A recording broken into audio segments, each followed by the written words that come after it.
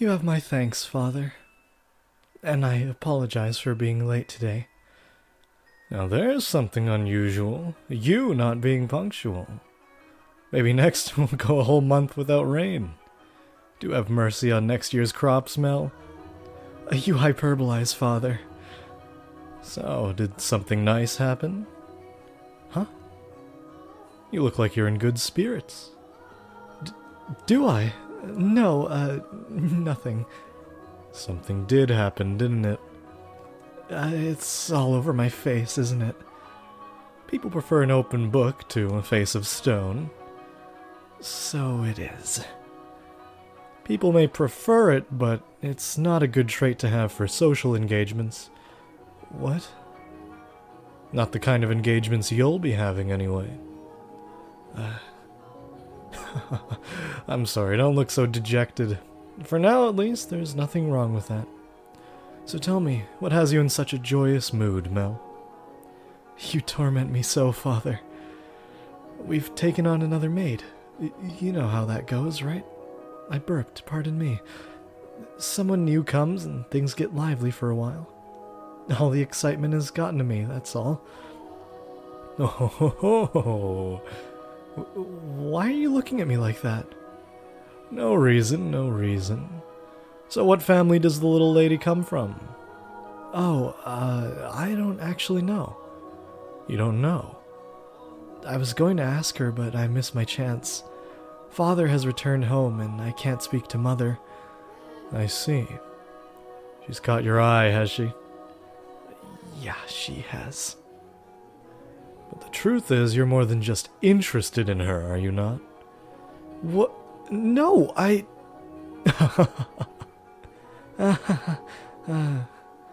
You truly do enjoy tormenting me. Well, I should be getting home now. Mel. Yes? Make certain you find out where she's from. If you're genuinely interested in her, it's your responsibility to determine if she's actually suitable for you. Thank you, and excuse me.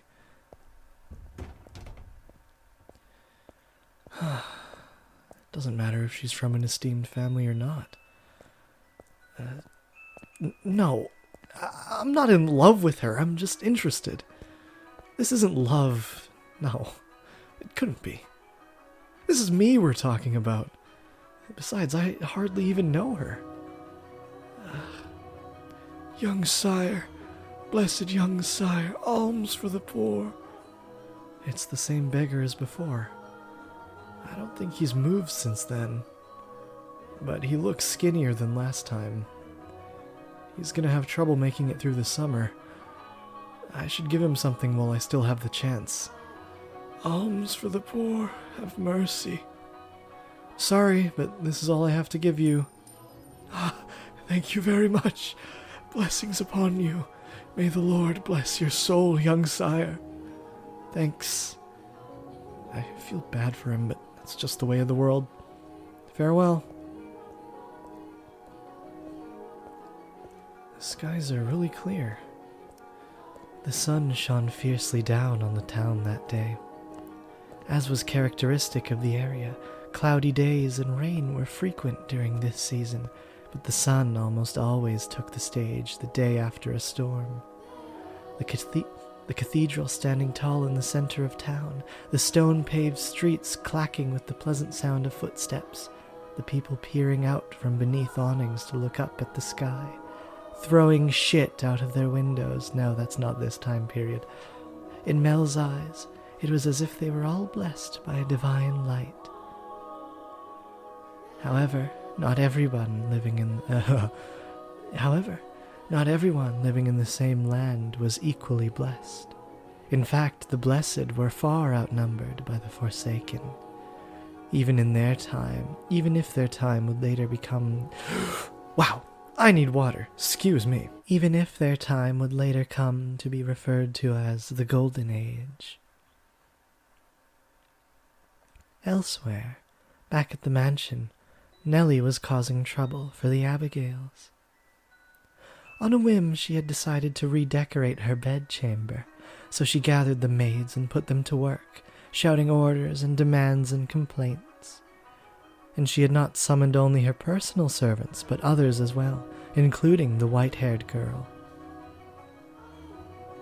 No, not like that. How many times must I tell you? The tapestry goes by the door, and I don't like the carpet's pattern. Is there anything else we can change it with? Hey, who put this ugly vase here? Nellie appeared to be rather irritated, and it was the servants who bore the brunt of her frustration. Though if they found this similarly vexing, none of them showed it. She was a girl who spoke her mind, a trait particular to that time in history. Women of the Golden Age were so vivacious, in fact, that it inspired parody and satire in foreign countries. But no matter how hands-off her parents were, had Nellie been born a generation earlier or a generation later, she likely would not have been able to act so free-spirited.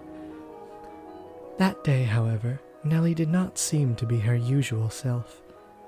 Though she always spoke her mind, it rarely went beyond being childishly adorable. It was unusual to see her in such a foul mood, not even a smile on her face. Get rid of all of it! The carpet, that chair, the desk, it's all so ugly. Don't we have anything better? If we don't, then order it. Have it made. You can do that much, can't you? Hurry up and replace them. Having only arrived that morning, the white-haired girl was unsure what she was supposed to be doing, caught in the middle of a flurry of maids and furniture and fabric. She chased frantically scrambling Abigails with her eyes and made attempts to help, but not being familiar with the work, she only ended up getting in their way.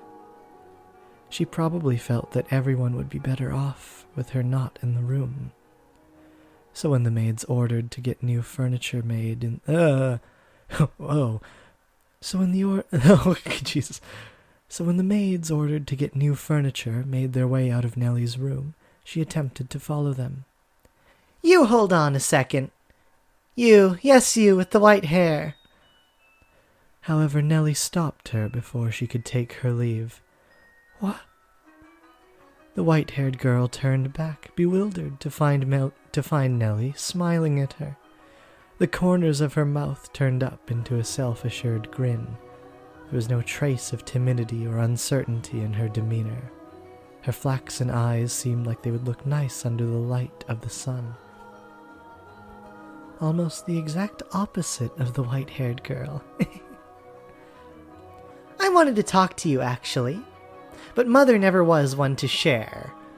I asked her to trade maids, but she wouldn't have it. Trade? You mean for... Which is why I decided to completely redecorate my room, because then I would need some extra hands. But why? Because Mother and Father refused to tell me anything. Why is that? Who are you exactly? Where did you come from? Tell me, what house are you from? Why can't you tell me? If we took you in, you must be from a fairly decent family.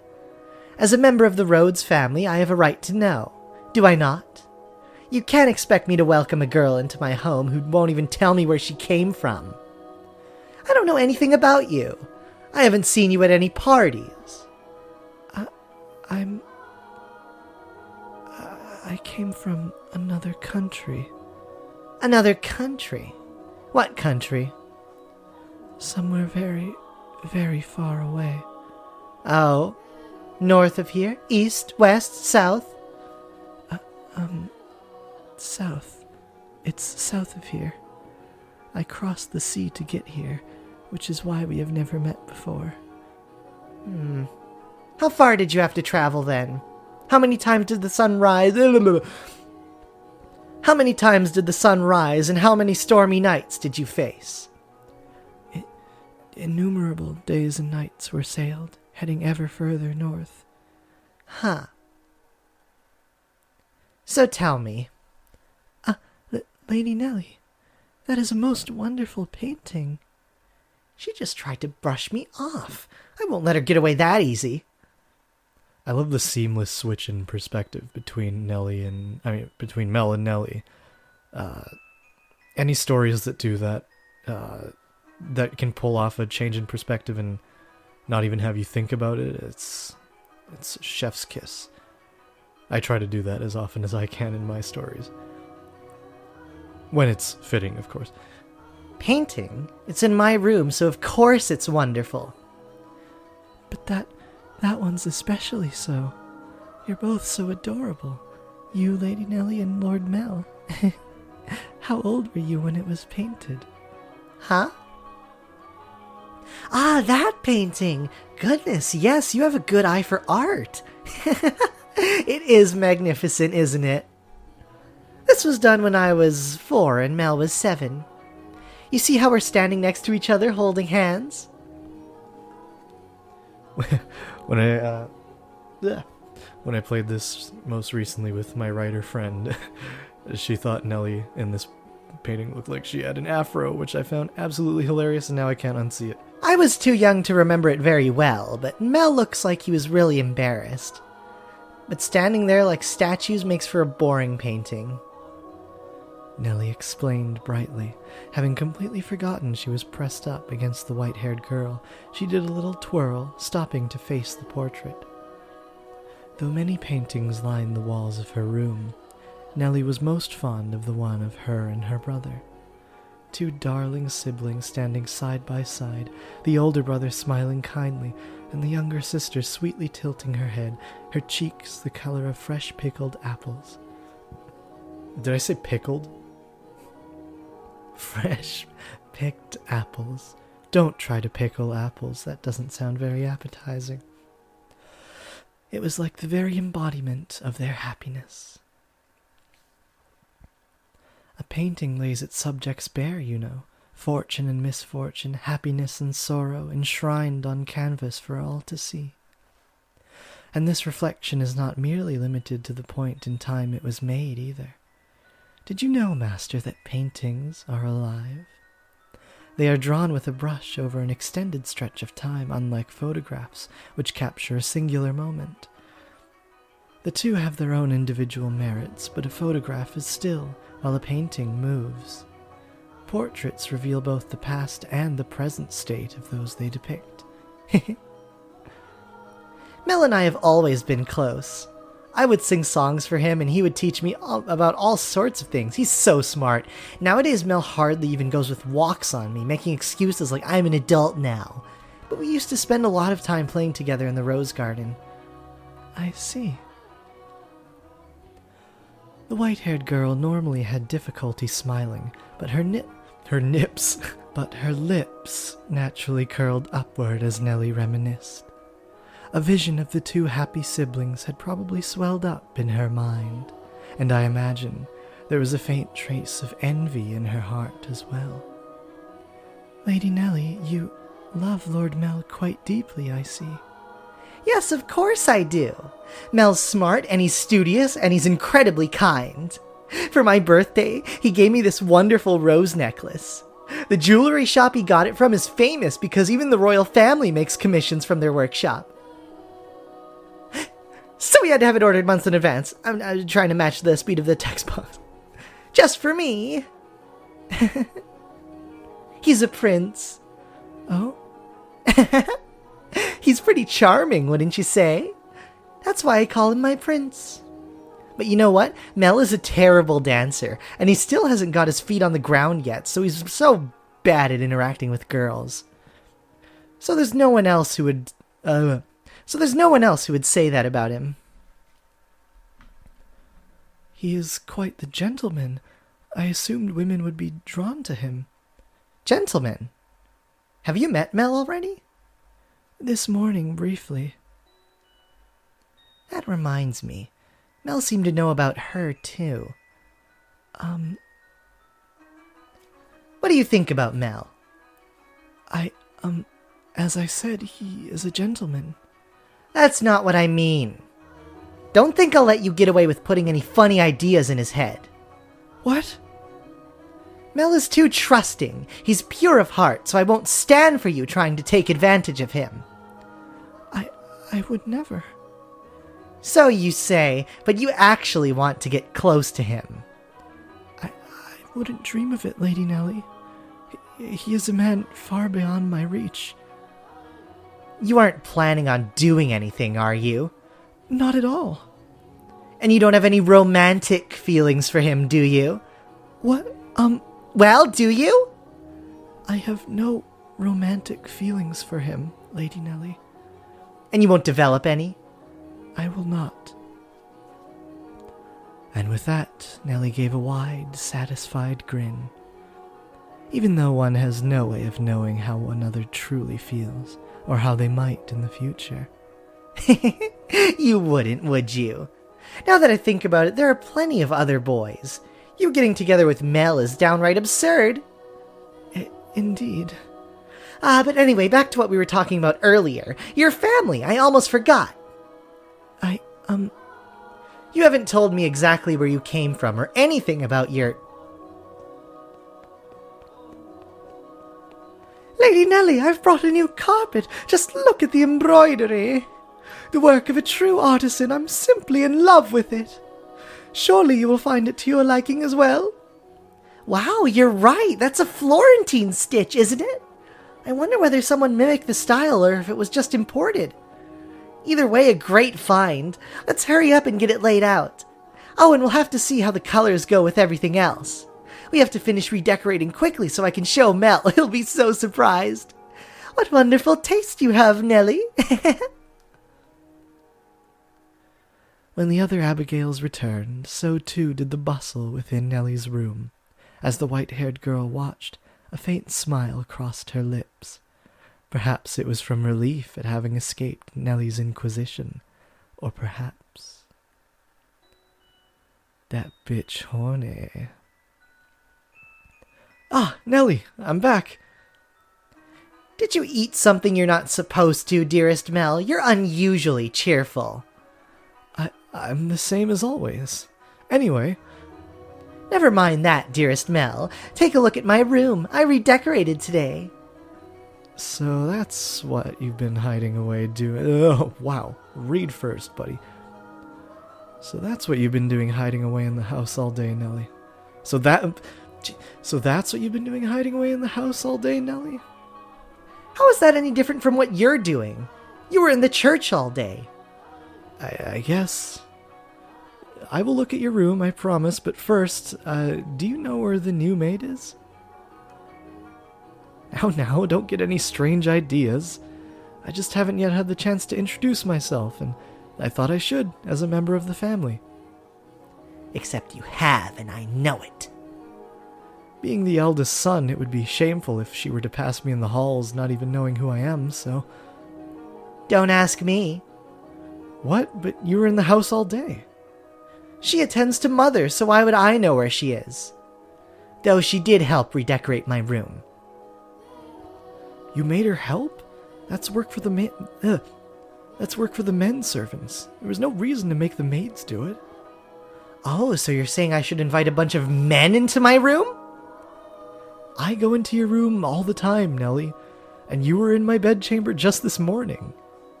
Only one man is allowed in my bed. This is a new recording session, if you couldn't tell. So I'm a bit scatterbrained after coming home from work. Only one man is allowed in my bedroom, dearest Mel, and that is you. So unless you become a servant, which I will not stand for, I will not ask any of them for help. Oh, Nellie, you ought to be a little more... A little more what? If you're going to lecture me, I won't hear it. What am I gonna do with you, my little lady? What? What? Why are you looking at me like that? We talked about you, dearest Mel. And I'm not going to tell you what... Wait. Oh my god, did I totally... No, what? That is Nellie. Yeah, okay, it's just... Okay, let me try that again. What? What? Why are you looking at me like that? We talked about you, dearest Mel, and I'm not going to tell you what she said. About me? What did she say? Please, Nellie. She said she has no romantic interest in you. Why did that even come up? Because we're both girls. We talk about things like what kind of boys we like and who's the most handsome. Why do you look so downtrodden, dearest Mel? You look like a sad little boy who can't get his crush to notice him. That face is unbecoming of a prince, Mel. Oh, that was internal. That face is unbecoming of a prince, Mel. Are you interested in her? That's strange. You haven't even met. I am not. It's just depressing to find out that someone you've never even met doesn't like you. That's all.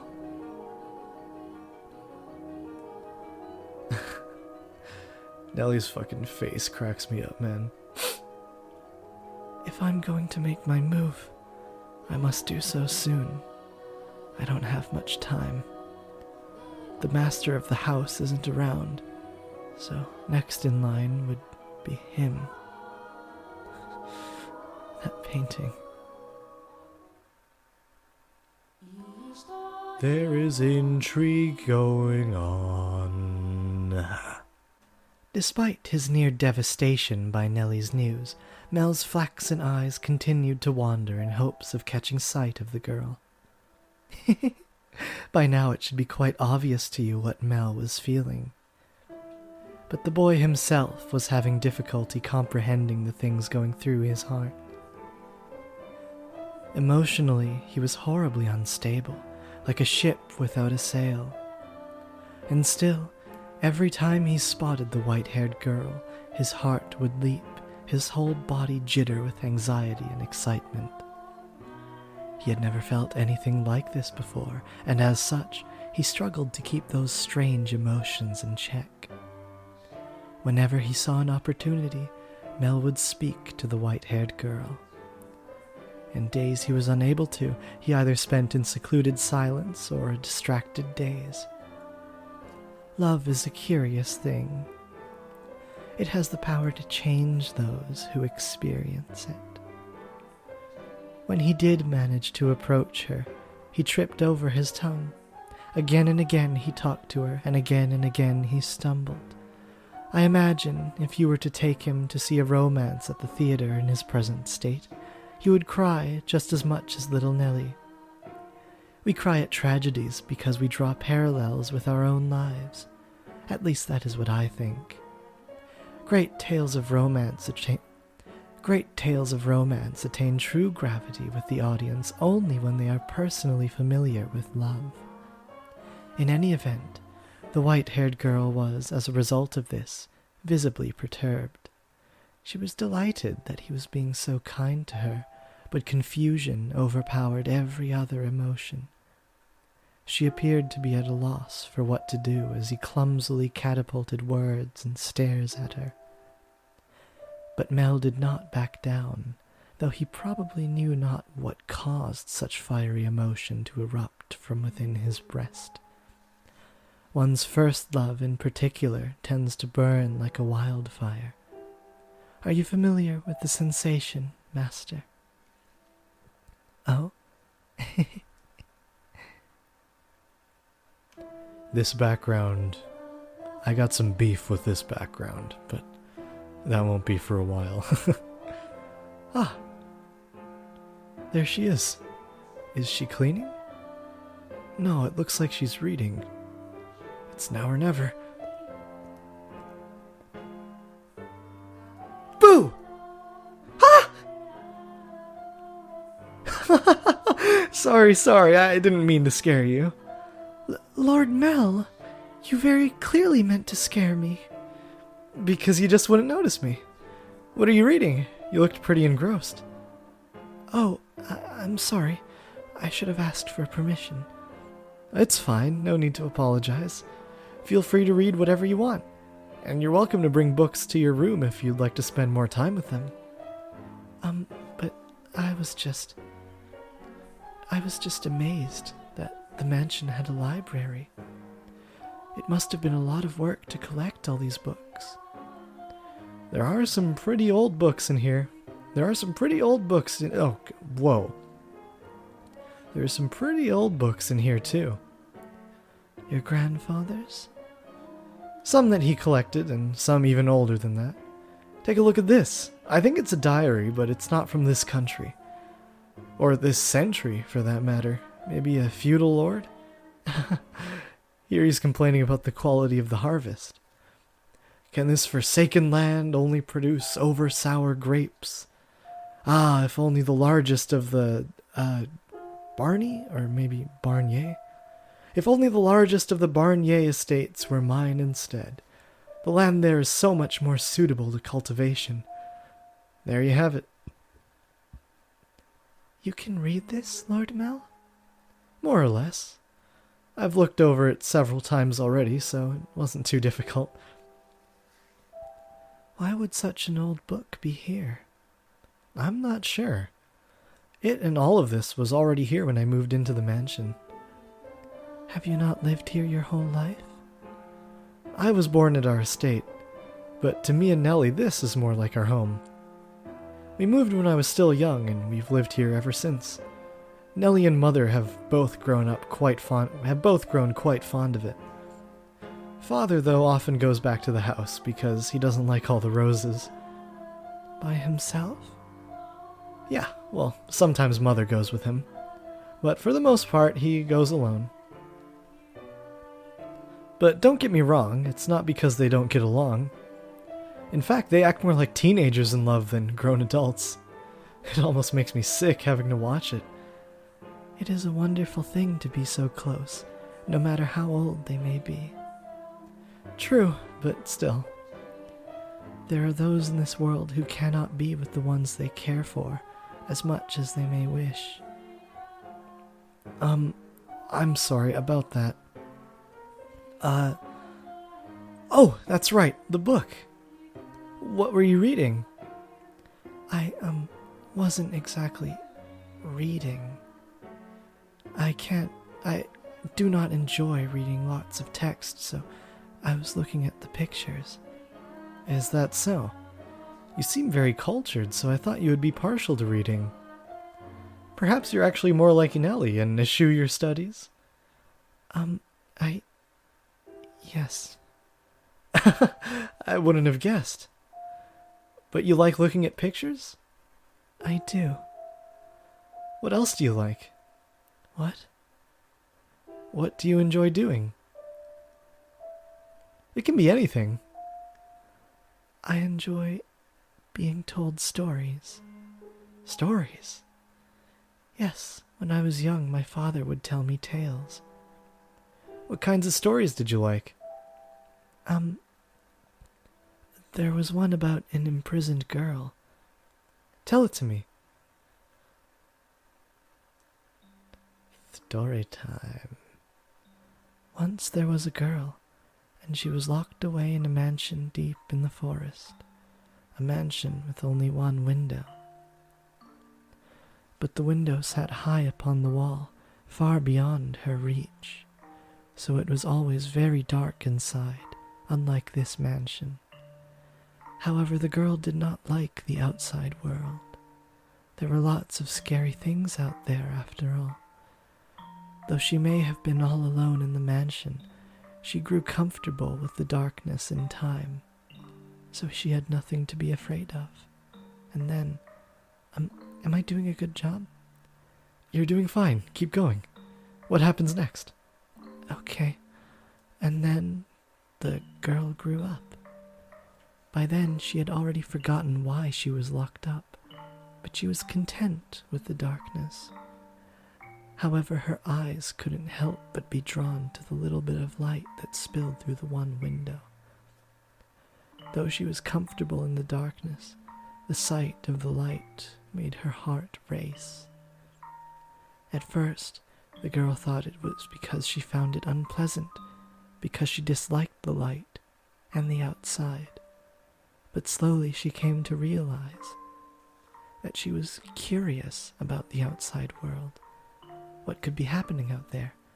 For all she knew, the town, the forest, the people, all of it could have changed while she was imprisoned in the mansion. But she had no way of finding out. So the girl decided to write letters and throw them out the window, What began as empty grasping became routine, continuing for several months until she was finally ready to give up. But then, a beautiful white dove flew in through the window. Tied to the dove's leg was a letter. Her heart racing, she read the words contained within. It seemed to have been written by a man. The letter contained numerous questions for the girl. It also said that if she attached her reply to the dove, it would bring the letter back to him. She was astonished, but she wrote him back anyway, taking care not to mention where she was.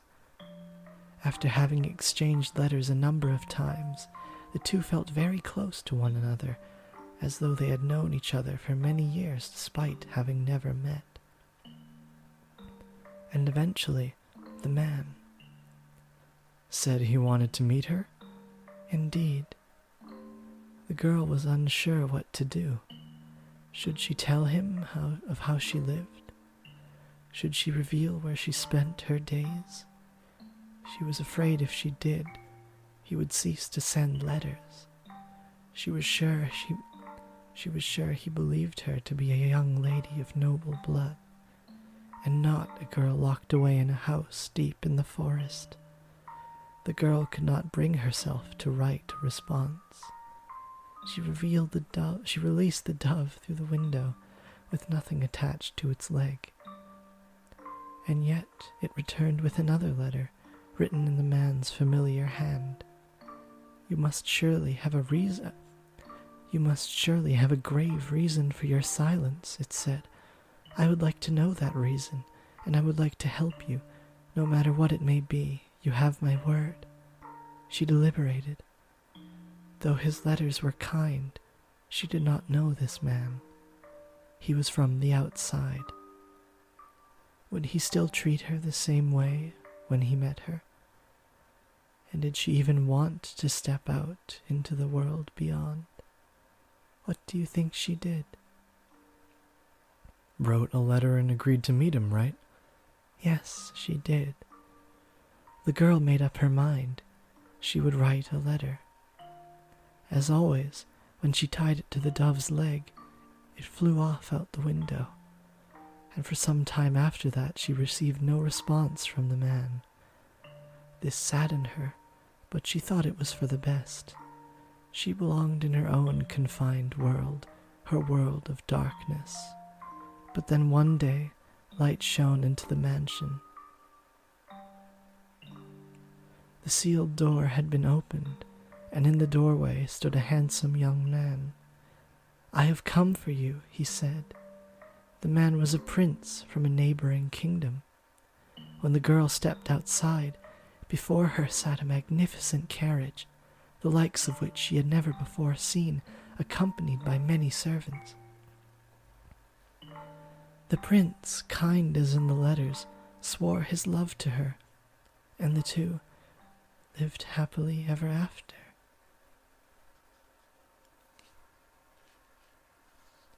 Ah, what a nice story. I'm glad it had a happy ending. A prince. Was there something funny about the story? No, that's not why I was laughing. Do you ever imagine what it would be like if a prince showed up for you? Huh? It doesn't have to be a real prince, even just someone like one. Is that something you dream about? Oh, no, I think I'm perhaps a little too old for that.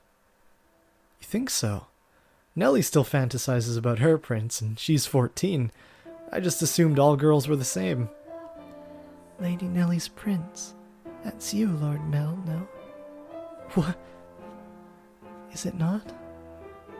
I mean, we used to play make-believe a lot when we were kids, but I very much doubt she still thinks of me that way in earnest. When she calls me her prince now, it's mostly in jest. If it weren't, that would be concerning. Oh?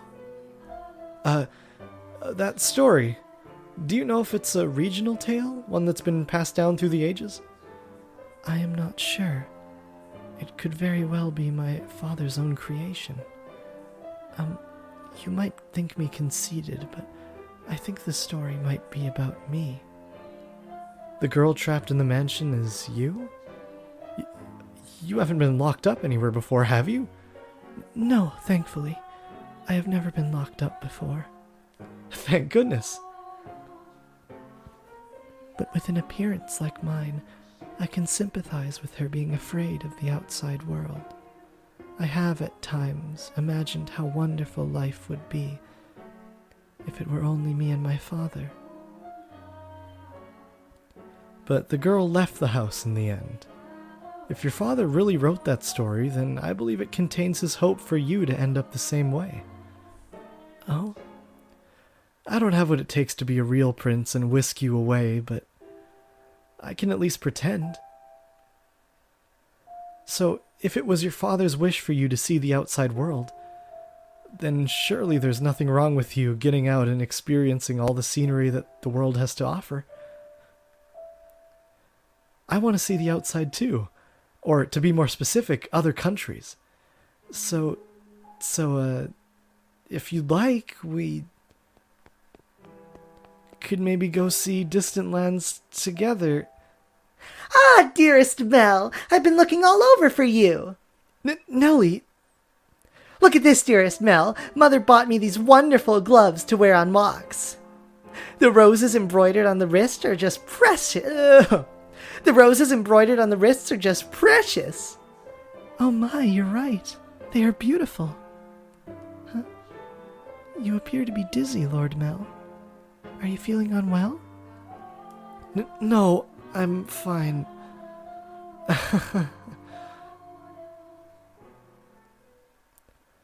Mel was feeling frustrated at his inability to convey his feelings to her. And as his frustration built up over time, he developed, I suppose you could call it And as his frustration built up over time, he developed, I suppose you could call it a severe case of lovesickness. For several consecutive nights, he had been afflicted with a peculiar sensation, a presence in his bedchamber.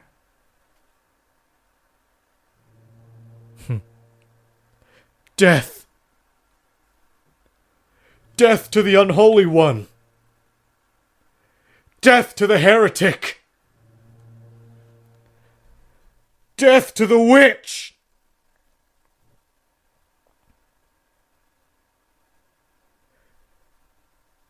Kill it!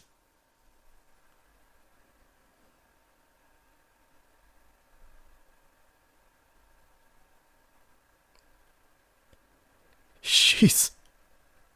Why? I never wanted her to die. Was she not eating? Seal off the tower. Understood? No one finds out about this. How can you be so calm? Don't you understand what you've done? Ha! Pinning the blame on me. How nice it must be to be able to distort reality with panic. You're just as guilty as any of us. I never wanted her to die.